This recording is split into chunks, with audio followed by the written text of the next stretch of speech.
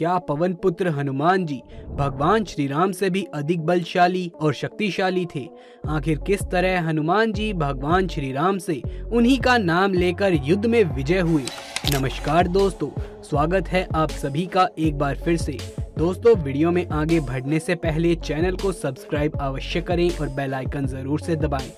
ये हम सभी जानते हैं कि दशरथ नंदन श्री राम जी हनुमान जी के हृदय में बसते हैं। जैसे कि हम सब जानते हैं कि भगवान श्री राम स्वयं भगवान विष्णु के अवतार थे, वहीं पवन पुत्र हनुमान जी स्वयं भगवान शिव के अवतार थे।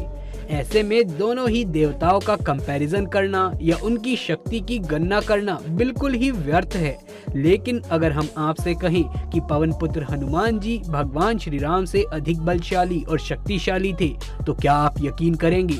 दोस्तों, ये सब हम भगवान श्री राम और साथ ही पवन पुत्र हनुमान जी की शक्तियों और उनको मिले हुए वरदानों की गणना के अनुसार बता रहे हैं।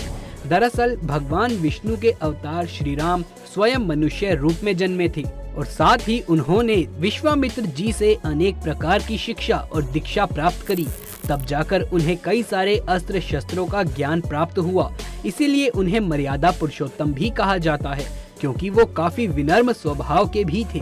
वहीं पवन पुत्र हनुमान जी अष्ट सिद्धियों और नव निधियों के दाता कहे जाते हैं। उनके पास अष्ट सिद्धियां थी, यानी कि 8 प्रकार की अनेकों शक्तियां। साथ ही उन्हें अलग अलग देवी देवताओं से कई प्रकार के वरदान प्राप्त हुए थे। तो ऐसे में अगर उनकी शक्ति की गणना की जाए तो बलशाली हनुमान जी स्वयं अपने प्रभु आराध्य देव भगवान श्री राम से बल के मुकाबले में अधिक शक्तिशाली थे। लेकिन हनुमान जी को जितनी भी शक्तियां बाद में प्राप्त हुई थी, वो सभी स्वयं भगवान श्री राम के नाम से होती थी। इसी के ऊपर एक कथा भी है। दोस्तों, कहा जाता है कि रामायण के बाद एक ऐसा भीषण समय आया जब स्वयं भगवान श्री राम और हनुमान जी के बीच में युद्ध हो गया। चलिए अब उस घटना के बारे में आपको विस्तार पूर्वक बताते हैं। इसके बारे में एक कथा मिलती है कि एक बार सुमेरु पर्वत पर सभी संतों की सभा का आयोजन हुआ था। केवरंत देश के राजा सुकंत उसी सभा में सभी संतों का आशीर्वाद लेने जा रहे थे। रास्ते में उन्हें देवर्षि नारद मिले। राजा सुकंत ने उन्हें प्रणाम किया। इस पर श्री नारद जी ने उन्हें आशीर्वाद देकर यात्रा का प्रयोजन पूछा। राजा सुकंत ने उन्हें संत सभा के आयोजन की बात बताई। इस पर नारद मुनि ने कहा कि अच्छा है, इस संतों की सभा में जरूर जाना चाहिए। लेकिन उन्होंने ये भी कहा कि वहाँ पर सभी संत सभी ऋषि मुनि वहाँ पर मौजूद होंगे। ऐसे में उन्हें ऋषि विश्वामित्र का अभिवादन बिल्कुल भी नहीं करना है। इस पर सुकंत ने पूछा कि ये तो उचित नहीं होगा। तब श्री नारद जी ने कहा कि तुम भी राजा हो, वो भी पहले राजा थे, लेकिन अब संत हो गए हैं, तो ऐसे में तुम्हें उन्हें प्रणाम नहीं करना चाहिए। सुकंत ने बिल्कुल ऐसा ही किया और इससे ऋषि विश्वामित्र बहुत ही रुष्ट हुए और ये उन्हें अपने अपमान जैसा लगा। ऋषि विश्वामित्र वापस पहुंचकर श्री राम जी की सभा में पहुंचे, जहां श्री राम जी ने उनसे उनके अपमान का कारण पूछा। तब उन्होंने कहा कि सुकंत ने उनका अपमान किया है। ऐसे में अगर श्री राम उन्हें गुरु मानते हैं तो वो उनके चरणों की सौगंध खाए कि वो राजा सुकंत का सर उनके चरणों में लाकर रख देंगे। भगवान श्री राम ने भी ऐसी ही प्रतिज्ञा ले ली। वहीं दूसरे ही पल राजा सुकंत को जब ये पता चला कि स्वयं भगवान श्री राम उनका वध करने के लिए आ रहे हैं, ऐसे में वो स्वयं देव ऋषि नारद जी के पास पहुँचे। देव ऋषि नारद जी ने उन्हें सलाह दी कि वो स्वयं अंजनी माता के पास जाए, वही उनका वध होने से बचा सकती हैं। ऐसे में वो उनके दरबार के बाहर रोने लगे। जब अंजनी माता ने उनकी रोने की आवाज सुनी तो उन्होंने उसके रोने का कारण पूछा। तब उन्होंने बताया कि ऋषि विश्वामित्र उनका वध करना चाहते हैं। ऐसे में अंजनी माता ने उन्हें प्रतिज्ञा दी कि मेरा बलशाली पुत्र पवन पुत्र हनुमान तुम्हारी रक्षा जरूर करेगा। माता अंजनी ने हनुमान जी को याद किया। हनुमान जी वहां प्रकट हुए। साथ ही हनुमान जी से भी ये प्रतिज्ञा दिलवाई कि वो राजा सुकंत की सेवा करेंगे, साथ ही उनको बचाएंगे।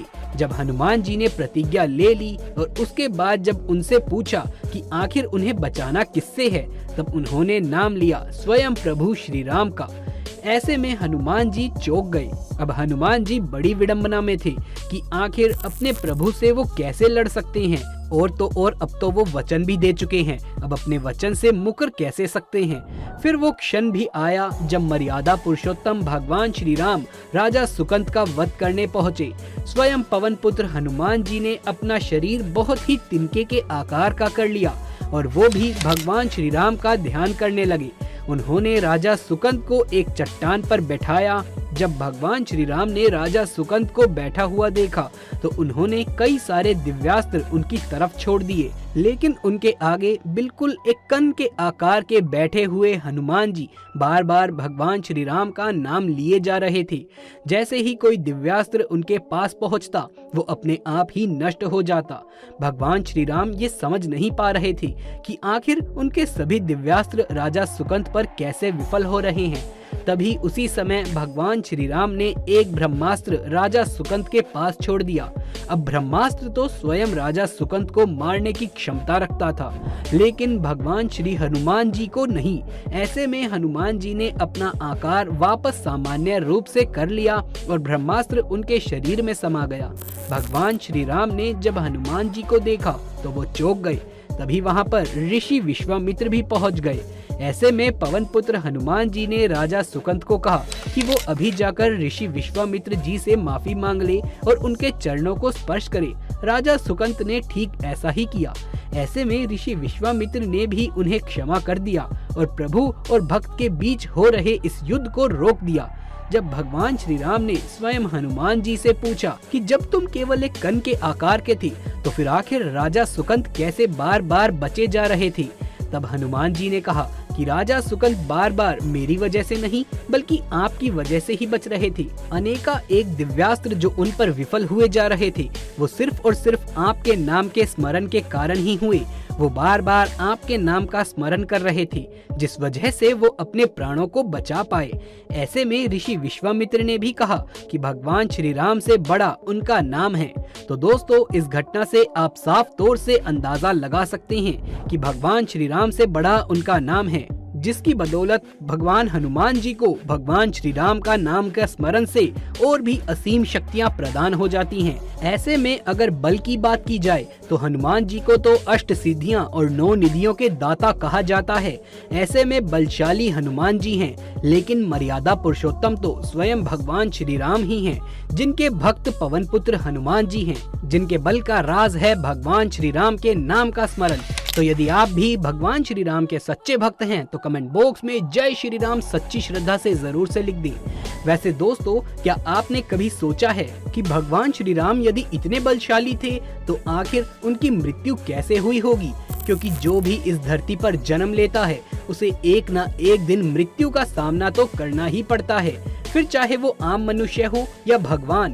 प्रभु श्री राम की मृत्यु से जुड़ी 2 कथाएं प्रचलित हैं। एक कथा के अनुसार सीता माँ ने अपने दोनों बच्चों लव और कुश को प्रभु श्री राम को सौंपा और धरती माता के साथ जमीन में समा गई। सीता के जाने से प्रभु श्री राम इतने दुखी हो गए कि उन्होंने यमराज से सहमति लेकर सरयू नदी में जल समाधि ले ली। दूसरी कथा के अनुसार एक बार हनुमान जी के अयोध्या में नहीं रहने पर यमदेव भेष बदलकर अयोध्या आए। उन्होंने श्री राम से अकेले में बात करने की बात कही। श्री राम ने लक्ष्मण को आदेश दिया कि कोई भी उन्हें परेशान ना करे, लेकिन हालात ऐसे बने कि लक्ष्मण को उन्हें बीच में टोकना पड़ा। इसके बाद भगवान राम ने लक्ष्मण को देश निकाला दे दिया। भाई से दूर रहने की बात जानकर लक्ष्मण ने सरयू नदी में समाधि ले ली। इसी के बाद लक्ष्मण शेषनाग के अवतार में आ गए। भाई की जल समाधि से आहत होकर श्री राम ने भी जल समाधि का निर्णय लिया। वो सरयू नदी के अंदर समा गए और भगवान विष्णु का अवतार ले लिया। इस तरह भगवान श्री राम ने मनुष्य शरीर त्याग दिया और बैकुंठ चले गए। तो इसी बात पे कमेंट बॉक्स में जय श्री राम और जय बजरंगबली अवश्य से लिखें।